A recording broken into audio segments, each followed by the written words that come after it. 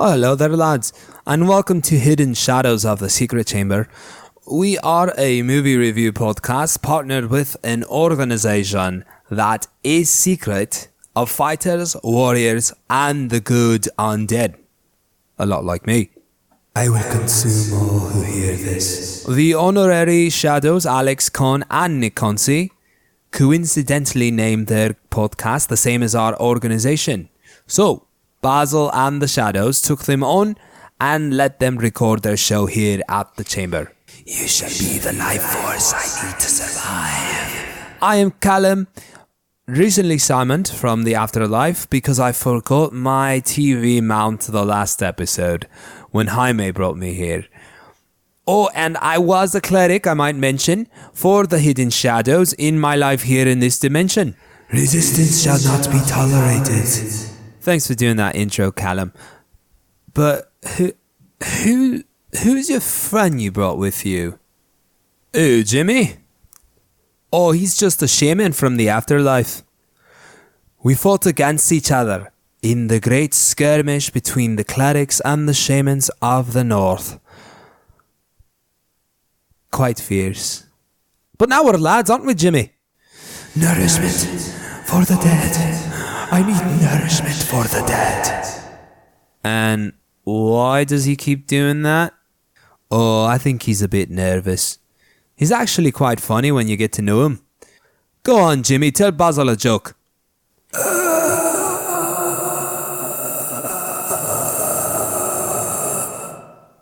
Okay, mates. Today is a special episode. The boys review the long-awaited Joker film.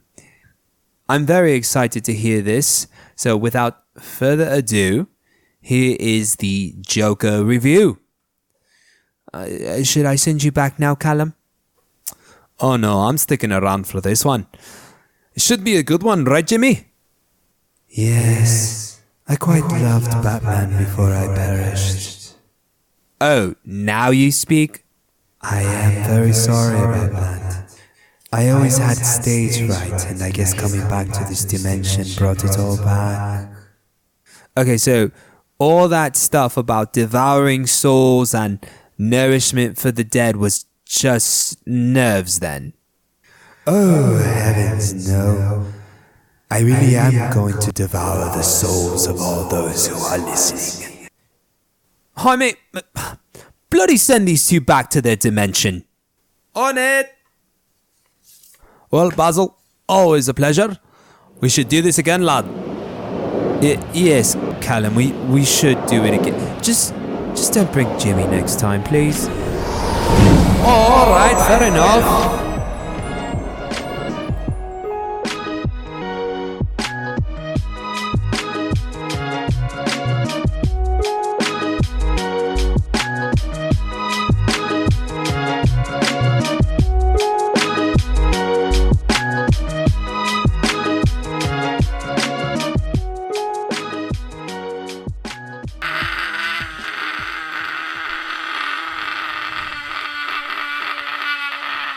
Junior, stop! I'm about to punch you in the face. As is customary, Junior does something to annoy Nakansi at the beginning of every podcast so that we can get loosey-goosey.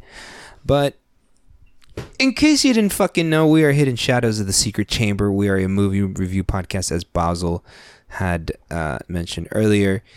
And my name is Alex. My name is Hefe. And the guy speaking 7 feet away from his microphone. My name is Junior. A.K.A. Con. And the guy just looking so cash. So fucking stud muffin. Little chocolate chips in there. But he's a little shy. He's a little shy. He's our... 'cause he's flexing, but he's not showing off that he's flexing. Right. You He know? wears kind of loose clothes like Joe Rogan because he feels subconscious about how buff he fucking is. Is our super buff, super strong shy boy Nakansi. He's not going to say anything until... It's okay. It's okay. He's doing something different every podcast, as we know by now. Anyway, when you hear his voice, you'll know. I was like, oh, how am I going to know if Nikonzi's talking? You'll fucking know by the chills that run up your spine. Yeah, when just like this movie is that we're supposed to be reviewing because we're Basil introduced us as a movie review podcast. Is Joker play with in the titular role Joaquin Phoenix. Nobody dare correct me on any of the things I purposely mispronounced because I did it on purpose. Okay, let's get into it. I'm just gonna say it. We're doing it. We're in this, guys, and there's no turning back. We're reviewing the Joker. The Joker. That's Clown Toker. This is a different movie where Joaquin Phoenix regains all his weight. We talked about that in the future, and you guys will hear that hilarious joke. I don't want to make it again. It's Joaquin Phoenix. It's October. We are in full swing of fall, autumn, Halloween season, ghouls and ghosts and clowns, and your favorite clown, the Joker, of what is Arkham, Gotham City, or what is this? Gotham City. Gotham. What is Kitty. DC Comics. DC Comics? But what is this arc that we're talking about? There's no arc. This is a completely made up movie. The beautiful.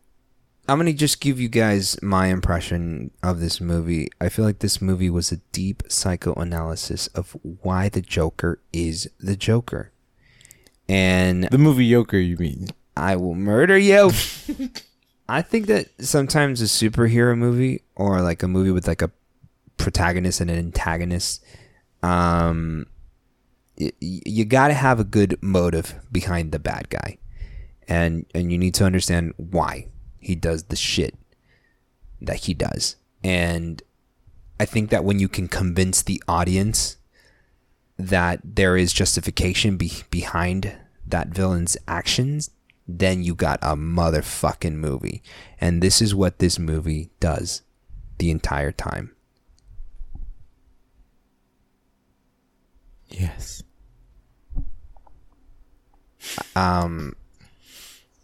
Besides that, like besides just the obviousness that is That the origin movie. that is actually how the audience sounded the whole time we were watching the Joker. Oh yeah, it was every audience. Like, how was your audience when you watched it? Completely quiet. Right. There was only a few moments where there was lots of like. It was a 95% silent movie. The audience was just completely blown away. Just that in awe. 5% of time that I would say that they even made any noises were like people being like upset that they couldn't laugh at something that was messed up. I think what really set the mood was going to see this film at 10:45 at night. Ooh, creepy. And when you go to park your car, there's just a bunch of police hanging out at the movie theater. Was that really a thing? Yeah, At ours, it was yeah. everywhere. Why? A lot Just of to make places. sure people didn't shoot up the movie theater or go crazy. People could not go to the theaters dressed up as the Joker, and there was like fear emanating in the air. Well, there was a lot of controversy behind this movie. A lot of people were saying that this movie was encouraging crime and acts of violence. But right? it's not. It's a movie. That's like going to watch what we just saw, First Love, and saying, "Oh, wow, now people are just gonna be violent because there's so much violence." Oh no, I'm not going to be violent, but I will on occasion, completely quit my regular day to day to go save a druggie. Apparently, I can see why people found it controversial because they made the film so you could get the Joker's perspective. And I think that is what the underlying message is sparking empathy for other people, because I think what this movie's message was like, I think the Joker could have been prevented if people were just if they just set their personal self aside and extended an act of kindness towards a stranger, that might have saved Arthur's character. And the director was very very vocal about this movie is not so people can to give people a reason to run around and just do crazy shit. This movie is so you can see how far a person can accidentally go. Yeah.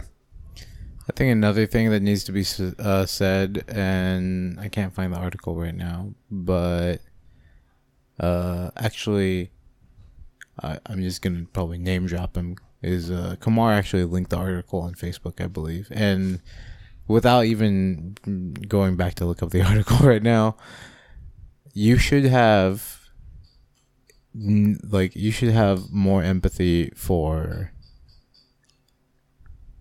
a lot of the situations that come up in the beginning of the movie, because that's real. The American healthcare system is very bad. Yeah, mental illness. Mental illness has an incredible negative stigma, no matter what particular strain of mental illness you may have. And there are people who are trying to get assistance in one way or another. And on one hand, you need to, understand the dangers that can come from those. And on the other, you need to have some empathy for, well, the normal is relative. And also, with a mental illness, they expect us to be normal.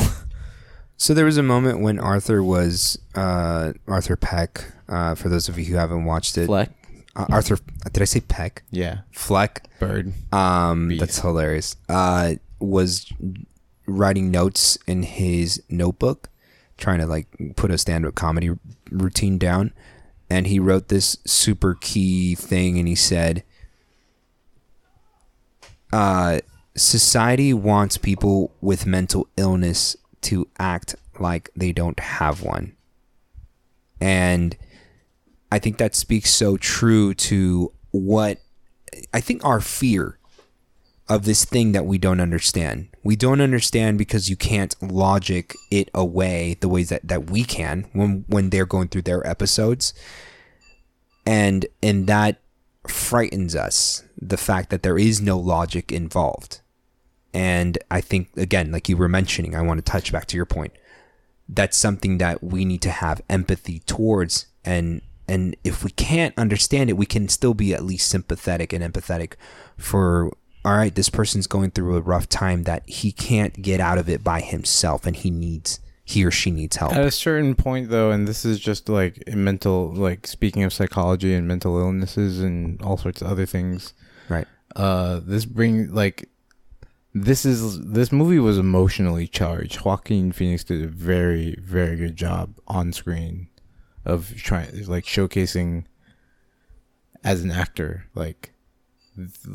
reacting to these things that are happening, and what does this image of what is essentially going to the Arthur somehow slowly become the insane person that we have an image of, which could be slightly different from whichever universe you want to say that this movie takes place in. This movie is a standalone film. It's not connected to anything. Right. So, but that's what I mean by it's obviously it's inspired from all these other things that we have of the image of Joker, and this is the story of what becomes and who becomes Joker, right? I think one of the most amazing things about this film was that you got to see Arthur. He was really trying. He was a normal cat. As normal as somebody with a mental illness can be, right? Yes, but he was really trying.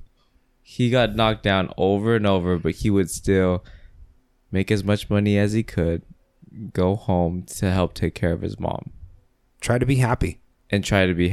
Yeah. And then occasionally he would get lost in his own fantasies, because he just like a lot of people, they wish for something a little bit better. Yeah, fantasy's better, right? One of the strongest scenes was when he is watching Robert De Niro's late night show. The Murray Franklin show, I think it was. Yeah, with his mom, and then all of a sudden it zooms in and he's in the audience, and he gets called up on stage, and Murray says, "You know what, Arthur, you're a good guy. You're a real good guy. Thank you for coming up here." And then it goes back into his real world. And it just kind of shows how desperately Arthur just wanted somebody to let him know that, hey, you're trying. We see that, and we applaud the effort that you're putting in to make it in this world. And it was actually, I mean, it was a sad moment. The entire movie is very powerful. Very powerful. Artsy movie. Mm-hmm. You know, yeah. Like, I don't think a lot of people are gonna go into it thinking, like thinking about how they want to experience it. You know. I hope they don't go into it thinking like this is like Venom. Right. Because when you go into Venom, you're like, okay, he's a bad guy that ends up becoming an anti-hero. Nope. But you're in for a ride. Like that one, you should have already known, especially from the trailers, that you're in for an action movie. Yeah, this was very. This is a thinker. This is a psychological thriller. Yeah. Right. Like This is beautiful. You know what? I want to touch back how you were talking about Joaquin Phoenix and how good he. if we keep mispronouncing his name, he'll show up on the podcast because he wants to correct people. Although technically this could be seen as a sign of disrespect, so keep saying it regularly. Am I saying it right, Joaquin? Yeah, I was just making a really, really, really, really, really, really, really big tangent back to when we were purposely mispronouncing Joker and Joken. Actually, on Jimmy Fallon, when Joaquin was on there, Jimmy was like, "Oh, Joaquin is such a long name. I'm just gonna call you. Is it okay if I just call you Walk? Like guacamole?" And he looks at Jimmy and he's like, "I think you can handle saying my full name." What I was gonna say is that he did a fantastic job of like getting the audience bought in to whatever, because we're bought in because we're watching him struggle and we're struggling with him, and then his triumphs in the movie aren't the triumphs of a hero. They're literal evil deeds, or not evil, but bad deeds. There is bad shit. Like, you are not supposed to do the things that he ends up doing. But the strange thing is that you're so bought into the shit that he's going through that you're like, yes, you cheer for him a little bit that he did this thing, because you're just like, no, fuck that, just desserts, bro. And I don't know. I think it was like almost like a hero movie in reverse. Yeah, it was, because he's a villain. Yeah, the villain was the good guy in a weird way, and society was the villain. Well, everybody was bad. Society was the villain. But he was also a villain. This is the making of a villain. Everybody was bad. Right. Everybody was evil. Want to bring up that as far as storytelling is concerned, your protagonist doesn't have to be good. You know, this movie is very, very, very prime, like our protagonist, and thus by nature of storytelling, the person we were rooting for isn't doing anything good. Sure. He's got like a couple of like, he was trying at the very beginning of the movie, and then bam, bam, bam, bam, bam. Isn't it weird how, like, because I didn't feel horrified, like when you're watching a movie about like a killer or a monster, it wasn't that I wasn't horrified. Again, I thought it was a triumph. It's a triumphant moment for that's the main part of what character. I was bringing up with how, like, it really depends on how you want to go into watching this film. Right. Because you're right, it is a psychological thriller. And that's part of the controversy. Right, yeah. Because because they don't want you to feel like it's a triumph. Yeah. But people are upset that you're feeling that it's a triumph. Yeah, because those are dangerous things to play with. Which is why, because again, he's murdering people and laughing. hysterically. Is there anything else that you guys would like to get into before we touch on our badass moments? Yes. Oh, this movie, Joaquin Phoenix, really, it's all him. It's all him. He carried this movie through and through. You were put into his head. He had amazing monologues. Yeah, 80% of the movie is just him on screen. he's just it's insane. It's just for one person to carry the whole film like that.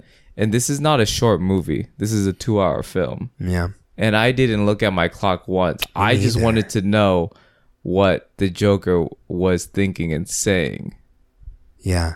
Yeah, me neither. I really, really like the couple of different arcs that they played throughout the movie, though. Like the kind of couple of different story threads leading into the moment we were anticipating was the theater scene.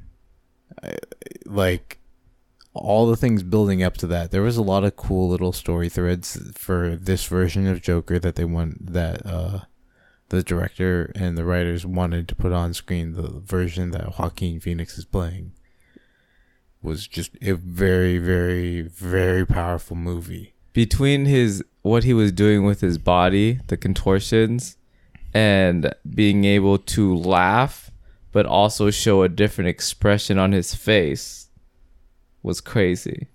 When you think, because his disease that he has, when he just laughs, and his card that says my laughter doesn't express what I'm really feeling, so he would show serious facial expressions while laughing hysterically. Then he would show sadness while laughing hysterically, and then he would show joy while laughing hysterically. It was crazy. That's an immense role to partake for Joaquin Phoenix. I can't even imagine trying to act like that. And to do it convincingly, because there was a particular moment where he was in the when he was in his apartment alone and he was having that laughing fit, and you can literally see him unable to stop it. You can literally see him out of control and desperately trying to stop the laughter and sobbing and crying at the same time. That's powerful. It was such a powerful scene. I like talking about it. I want to watch it again. Yeah.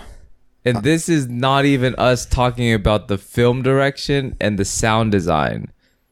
There was so much just insanely tense moments that were just strictly because they tried to drown out all excessive noise. The soundtrack that they played was this very dark orchestra music, so you could feel that this was a villain, but mixed in with some very, in contrast, some very cheerful old 1980s like jazzy stuff. Kind of the cheesy TV music that you hear.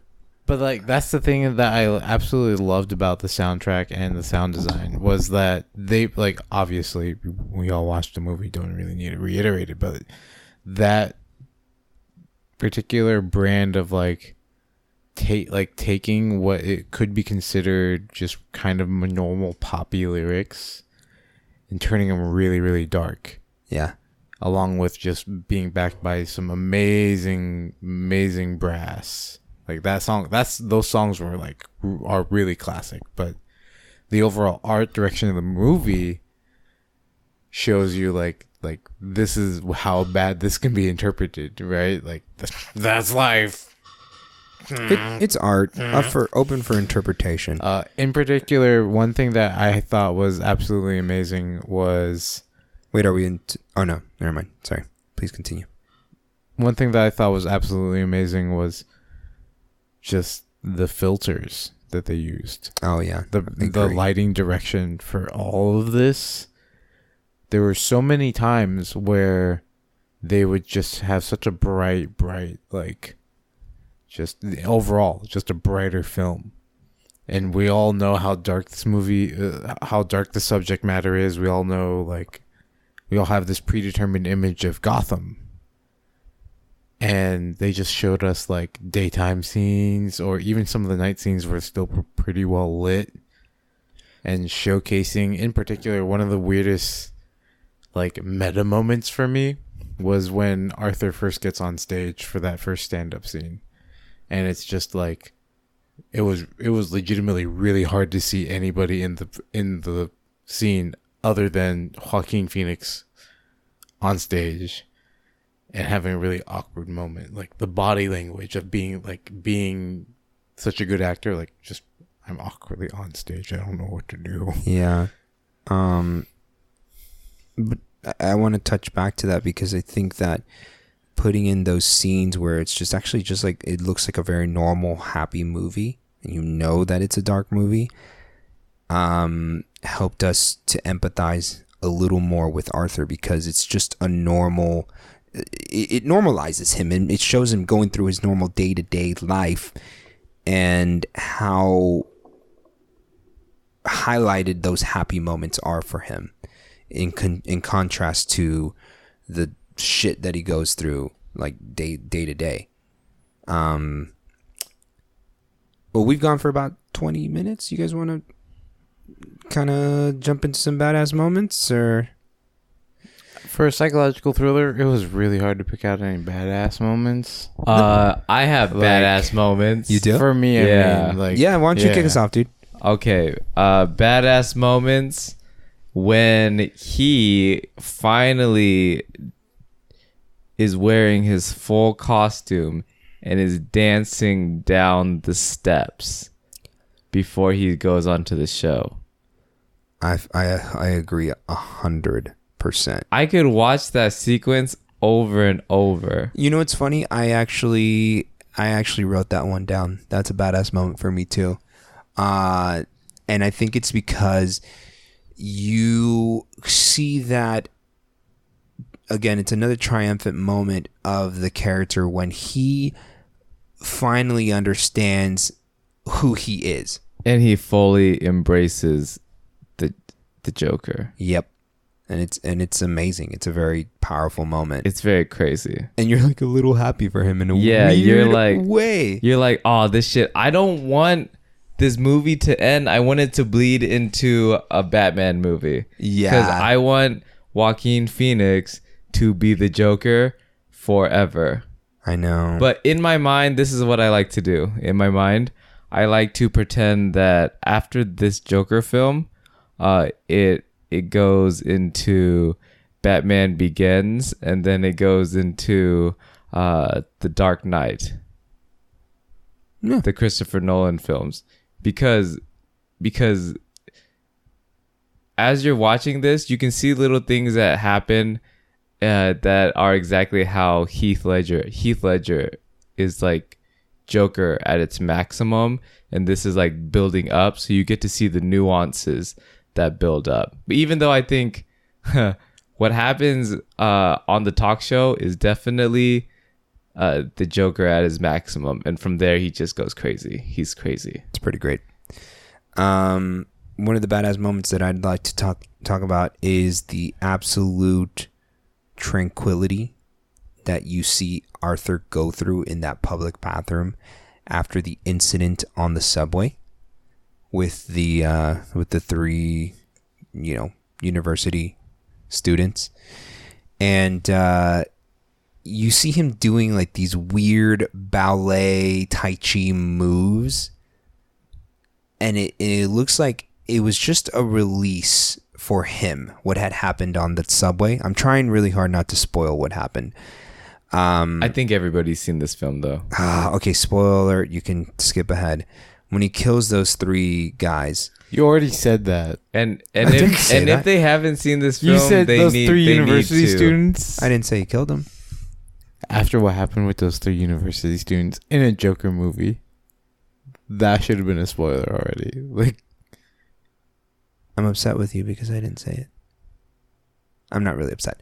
What I was gonna say was, no, it was just interesting because like it was a release when he killed those people. it was a release of all the stress and the depression that has been building up to that moment. And when he finally did it, yeah, he was scared, but then he found that he felt a weird moment of zen.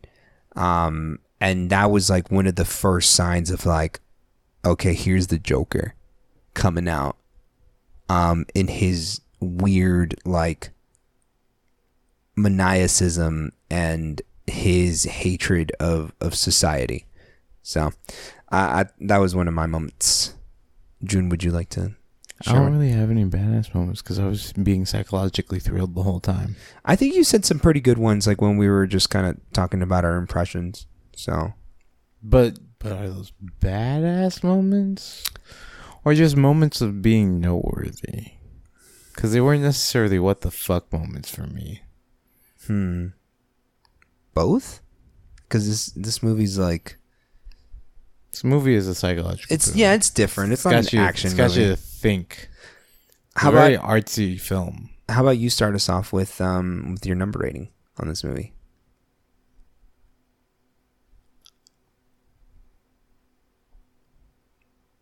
That's the number. Yeah. Oh, Yeah. but I'm gonna cut out all that silence. I know. But was it really silence? Oh, The viewers won't shit. know when they hear this part, I depending know. on where you edit. Yeah.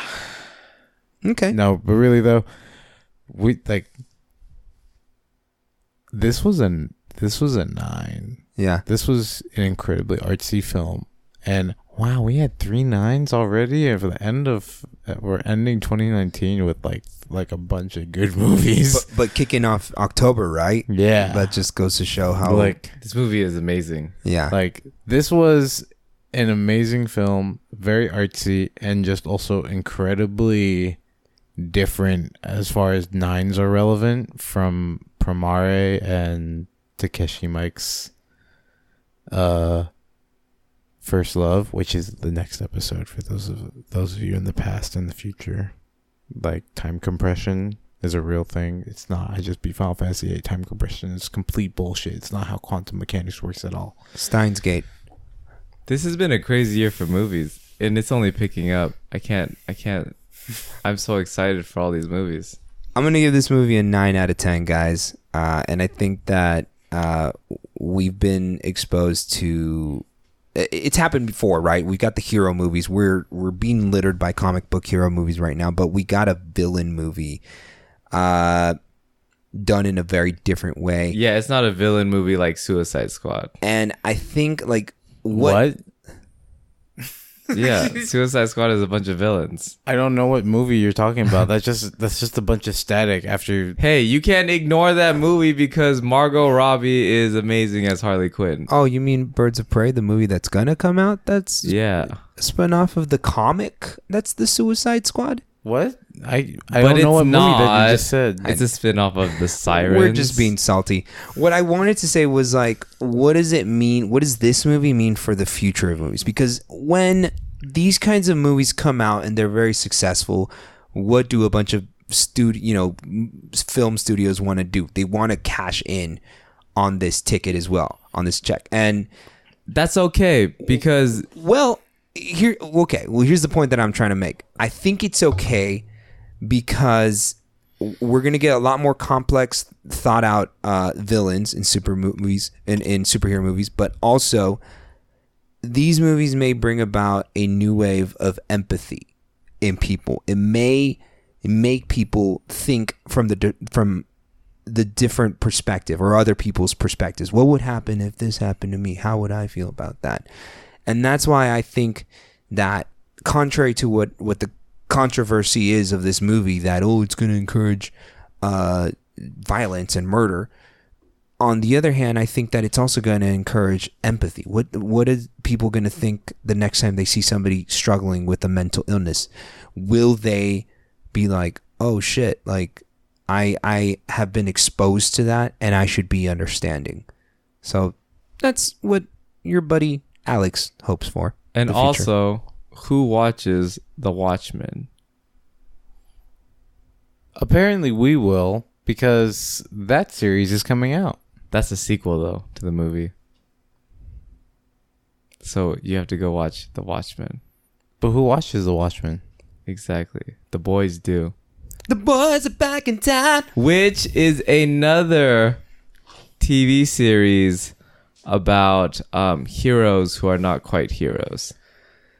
Did you? I don't think you gave your number rating. I did not. That was the joke. Ah. This movie almost got, well, I think this movie is, I would consider so far a masterpiece of the Joker. Nobody has portrayed the Joker like this because he's gotten his own movie. Still, my favorite Joker is Heath Ledger's Joker from The Dark Knight. But this Joker put them together and I completed it. yeah, it completed it. I agree. This movie, I would give it a 9 out of 10 only because there are some things that I would change. Whoa. In the First Love movie that I gave it 10 out of 10, I wouldn't change anything about that movie. For the Joker, there are some things I would change. Oh, okay. You want to give one example? Yes, I need it to be longer What? because I just need it to be longer. I need him to be the Joker for a longer period of time because that's how much I enjoyed him as the Joker. I get it. I did not like how short they made the surprise of his neighbor being in his head the whole time. They kind of made it, oh, by the way, it was all in his head. Okay, on to the next thing. I didn't like how they did that.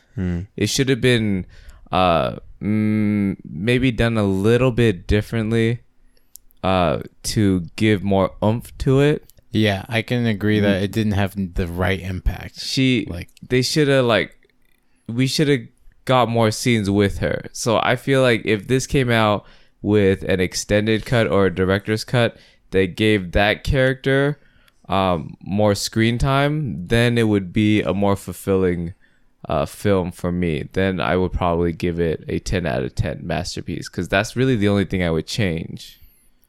I think I agree with you. On both of those that's notes. the argument for because that should have been a much better emotionally charged moment, and I honestly don't know how many people in the audience has the brain power. I passed over it. I was I was like, well, that's it. That's all we get.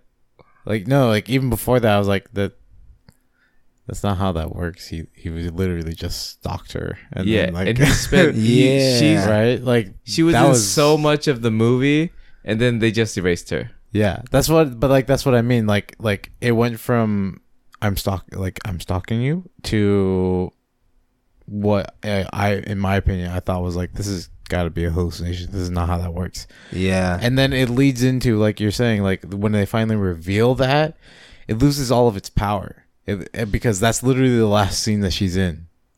She was in so much of the movie, and it was just gone. I got something to end this on. Oh, the whole podcast? Yeah. Oh, can I just make a quick shout out to Gary Goldman in the stand-up comedy scene?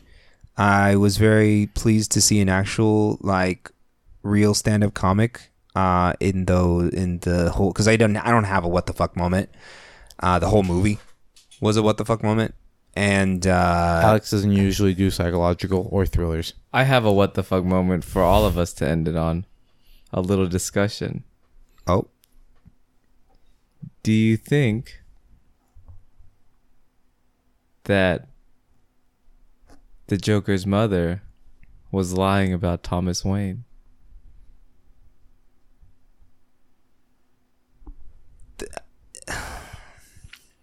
Or do you think she just over-exaggerated in her head, but that she still had an affair with him? The way you the way they portrayed Thomas Wayne of being such an asshole, you want it to be true. You want the delusion to not be a delusion. They made him seem like Harvey Weinstein. Yeah. Where he would, he's a rich man, and if he wanted to hit on a girl, he would just hit on, and I could totally see that this film's Thomas Wayne saying, you have a nice smile. Let's, go meet up for drinks or something Right. while The he's on- married. The only thing that could cement this is if they had showcased some sort of form of him writing. There's literally no moment of, in my opinion, showing Thomas Wayne writing something to then, as we are film buffs, somehow rewind or go see it again and compare it to literally that handwriting. Right? I want Thomas Wayne to be a bad person though. And that's what that movie accomplished. Yeah. In Batman, I think they made him like a good dad and like a giving person. They did. And- That's all that Bruce Wayne saw until later on in the comics. Yeah. Right. There's old history that you just got to read the comics. Oh, I do have one more what the fuck moment Okay. that kind of pissed me off. Okay, go.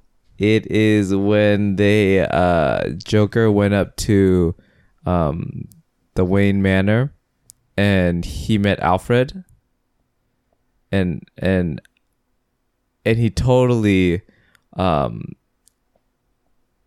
gets manhandled. Alfred gets manhandled by the Joker. Oh yeah, that was interesting. Yeah, but Alfred is not he's supposed to be on his on his toes at all times. Alfred is an ex special Like forces. he's like XMI6, yeah. Yeah, from Britain or whatever. That was is it MI6? MI6 or I think SAS. And he gets tricked by the Joker. Like that's how you know the Joker is Yeah, that's a good. weird one. Yeah. But Alfred knows his shit, and Alfred did say, "Bruce, that man is crazy," Right. because Alfred knows everything. So I do think that that the Joker's mother made it all up in her head I also think she did. because. Oh wait, were you guys looking at me for an answer? because Because of I Alfred. don't know about the plausibility of necessarily Joker's mother making it all up. But the thing is that is not like that is concrete is that she had to have adopted a child because she killed her child. Yeah, she for had abuse. to have.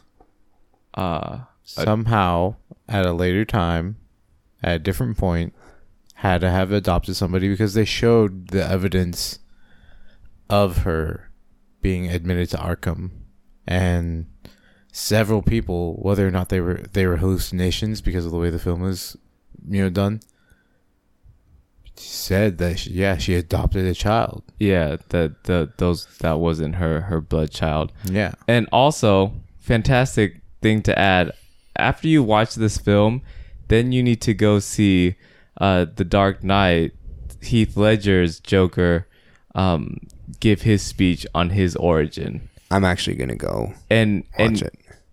And in The Dark Knight, he changes his origin story multiple times throughout the whole movie. At least 3 times. He does. He tells a different story of how he came to be. And you know why?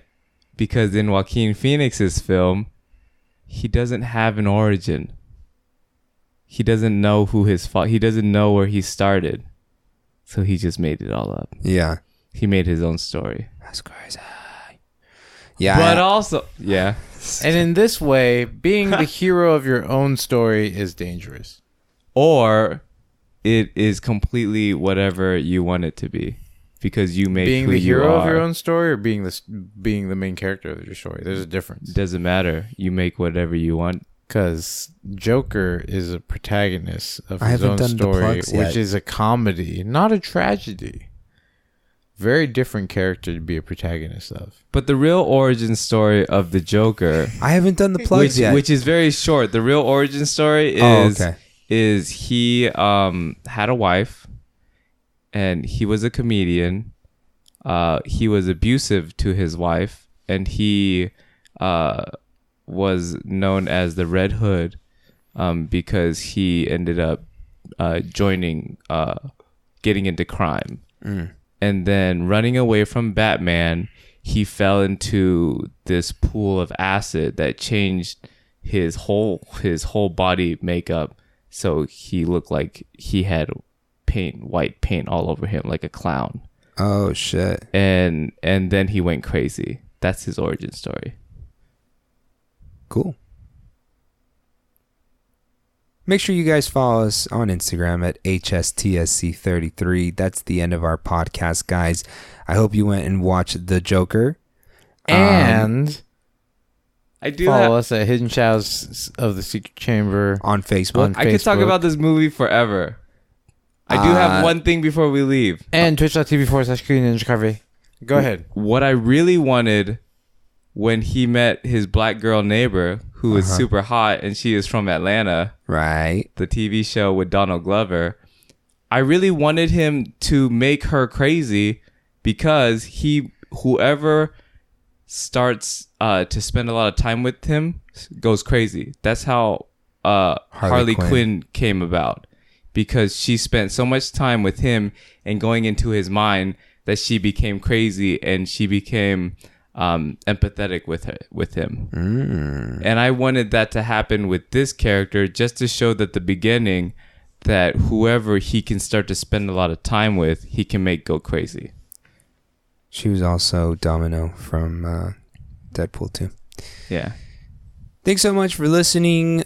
I need to put on my shoes and It's only 9:30. drive to Fallbrook, and that should be about an hour drive. Not bad, not bad. He's going to be listening to some scary stories that I have set up for him.